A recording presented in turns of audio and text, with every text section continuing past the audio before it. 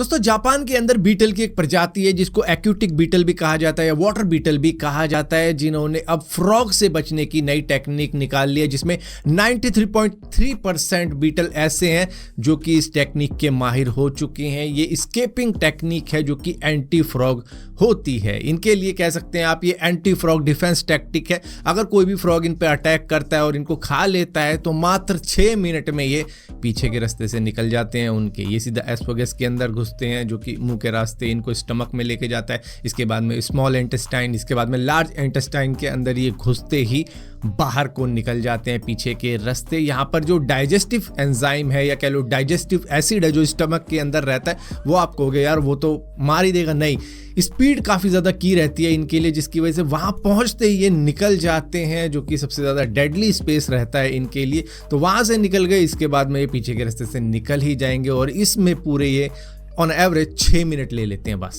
दोस्तों उत्तर प्रदेश के आजमगढ़ डिस्ट्रिक्ट के रहने वाले लाल बिहारी जो कि 1955 के वक्त में पैदा हुए थे, 1975 से लेकर 1994 के बीच में ये मर चुके थे। पूरे 19 साल तक ये डेड थे इस दुनिया के लिए, कह लो ऑफिशियली, क्योंकि इनके रिश्तेदार ने इनका डेथ सर्टिफिकेट बनवा दिया था सिर्फ इनकी ज़मीन पर कब्जा पाने के लिए, जिसके बाद में ज़मीन पे तो खैर कब्जा पा ही लिया होगा।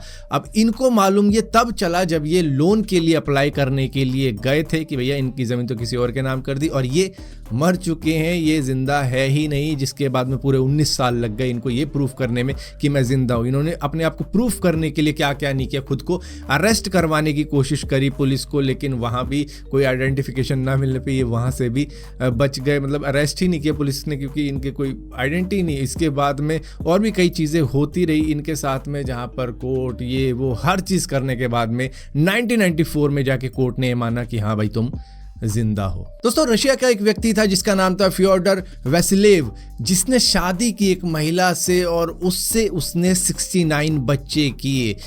ऑलमोस्ट उस महिला ने 27 बार चाइल्ड बर्थ करी, जिसमें से 16 बार 2 बच्चों को जन्म दिया, एक बार में 7 बार 3 बच्चों को जन्म दिया और 4 बार 4 बच्चों को एक साथ जन्म दिया। ऐसा करके इन्होंने पूरे 69 बच्चे पैदा कर लिए। लेकिन उसके बाद में ये महिला मर जाती है और उसके बाद में ये बंदा दूसरी शादी करता है और उस महिला से इसको 18 बच्चे होते हैं। तो इन टोटल इसने करीबन 87 बच्चे किए होते हैं 2 महिलाओं से। दोस्तों ज़ैंग शेंग दुनिया की पहली ऐसी महिला है जिन्होंने गोल्ड मेडल जीता है मिक्स्ड कंपटीशन के अंदर, जो कि शूटिंग का था, जो कि 1992 के वक्त में समर ओलंपिक्स बार्सिलोना के अंदर हुआ था। इसके अंदर मेल और फीमेल दोनों ने ही पार्टिसिपेट किया था, लेकिन इनके निशाने इतने ज़्यादा सटीक थे कि इन्होंने एक भी मिस नहीं किया। इन्होंने 200 के 200 निशानों पे मारा, 150 निशानों पे मारा। जो भी अलग अलग कॉम्पिटिशन होता है, क्वालिफाइंग राउंड होता है और बाकी के राउंड होते हैं, उसके अंदर इन्होंने एक भी मिस नहीं किया, जिसके बाद में इनको गोल्ड मेडल दिया गया और ये अब तक की पहली ही महिला है। क्योंकि उसके बाद में अगले ही साल इंटरनेशनल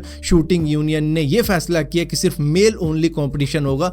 ये तो स्टैंड आउट कर रही है, ये तो मतलब हार ही नहीं रही है। तो इसके बाद में इंटरनेशनल शूटिंग यूनियन ने सिर्फ मेल कंपटीशन ही रखवाया ओलंपिक्स के अंदर, फीमेल को शूटिंग के अंदर डाला ही नहीं, और ये तो रिटायर ही हो गई थी उसके बाद में, क्योंकि इस तरीके का फैसला आने के बाद में कोई ऑप्शन ही नहीं था इनके पास। दोस्तों येलो स्टोन ग्रिजली बेयर हर समर के वक्त में 3 लाख से ज्यादा कीट पतंगे खाते हैं, वो भी हर महीने, जो कि इनके महीने की कैलोरी इनटेक का सिर्फ 1/3 होता है। दोस्तों बर्गर किंग थाईलैंड के अंदर एक नए टाइप का बर्गर लेके आया था, जिसके अंदर ना आलू पैटी थी, ना चिकन पैटी थी, ना कोई मीट का टुकड़ा होता था। ये सिर्फ उसके बीच में सिर्फ 20 स्लाइस चीज के डाल देते थे और इसको बेचने की कोशिश कर रहे थे, और इसको ये कह के बेच रहे थे कि ये है रियल चीज बर्गर। खाया भी होगा कई सारे लोगों ने, मैं भी वहां पे टेस्ट के लिए, लेकिन एक्चुअली में से रियल चीज बर्गर ना कह के the real heart attack burger कहा जा सकता है। दोस्तों आपके दिमाग में कभी न कभी सवाल उठा होगा, क्या हम यूनिवर्स के उस पार जा सकते हैं? जी हम जा सकते हैं, अगर हम उस स्पेसक्राफ्ट में बैठ जाएं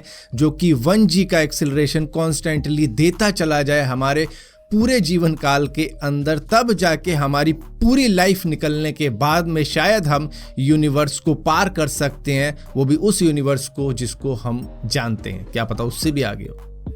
उसका नहीं कह सकते, लेकिन जितने को हम जानते हैं उसको तो पार कर ही सकते हैं एक पूरे अपने जीवन काल में। दोस्तों, रोमानिया की एक विलेज के अंदर जहां पर भी कपल्स को डाइवोर्स लेना होता था, वो जब जाते थे कोर्ट के अंदर तो वहां पर 2 वीक का समय लेता था कोर्ट किसी को भी डाइवोर्स दिलवाने के लिए, जहां पर उन कपल को 2 वीक के लिए एक रूम में बंद कर दिया जाता था कि भैया अगर तुम्हें डाइवोर्स लेना है तो 2 हफ्तों के लिए तुम्हें इस रूम के अंदर रहना पड़ेगा, जिसके अंदर एक बेड होता था, एक चेयर होती थी, एक टेबल होती थी, एक खाने की प्लेट होती थी, एक चम्मच होती थी, सब कुछ एक ही होता था जो कि दोनों को ही शेयर करके रहना होता था 2 हफ्ते तक, जिसके बाद में इसका रिजल्ट ये देखने को मिलता था कि 300 सालों तक सिर्फ एक ही डिवोर्स हुआ था इस विलेज के अंदर। और आई थिंक ये कानून हर जगह अप्लाई कर देना चाहिए, जिसकी वजह से शायद डाइवोर्स के रेट काफी कम हो सकते हैं। दोस्तों, प्लास्टिक की बोतल से पानी तो हम सभी पीते होंगे, लेकिन नई स्टडी को जानने के बाद में आप शायद प्लास्टिक बोतल का यूज करना ही बंद कर दो, क्योंकि यहाँ पर यह पाया गया नई स्टडी के अंदर कि 2,40,000 नैनो पार्टिकल्स होते हैं प्लास्टिक की बोतल के